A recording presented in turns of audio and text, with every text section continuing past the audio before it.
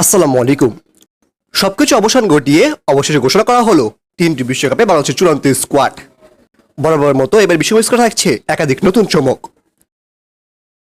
গতকাল থেকে গুঞ্জন চলছিল তাসকিন আহমেদ খেলবেন কিনা, কেননা জিম্বাবুয়ের বিপক্ষে চতুর্থ টি খেলার সময় চোট পেয়েছিলেন এই স্পিড স্টার। তবে সবশেষ খবর অনুযায়ী আগামীকাল বাংলাদেশ দলের সঙ্গেই যুক্তরাষ্ট্রের উদ্দেশ্যে রওনা হবেন তাসকিন আহমেদ। এদিকে আবার দল থেকে বাদ দেওয়া হয়েছে মোহাম্মদ সাইফুদ্দিনকে।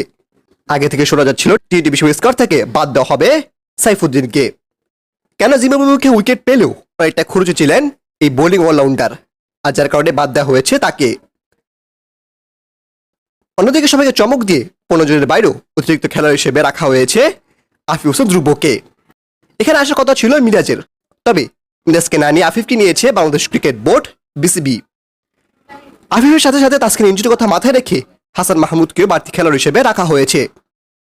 তো দেরি না করে এখন একটু দেখে নেব আসলে টি বিশ্বকাপে কেমন হলো বাংলাদেশের চূড়ান্ত স্কোয়াড। চলুন দেখে নেই এক নজরে। Number 1 Mahmudullah Riyad, middle batsman. Number 2 Shakib Al Hasan, batting allrounder. Number 3 Najmul Shanto, one run batsman. Number 4 Taskin Ahmed, fast bowler. Number 5 Liton Kumar Das, opening batsman. Number 6 Mustafizur Rahman, fast bowler.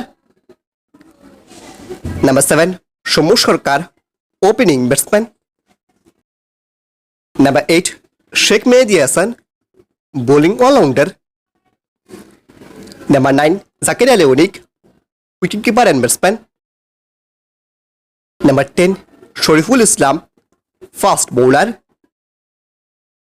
Number 11 Towhid Hridoy, middle batsman.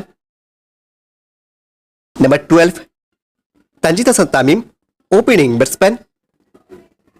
Number 13 Rishad Hossain, bowling allrounder. Number 14 Tanzim Hasan Sakib, fast bowler. Number 15 Tanvir Islam. এছাড়া রিজার্ভ প্লেয়ার হিসেবে রয়েছে আফিফ হোসেন ধ্রুব ও হাসান মাহমুদ।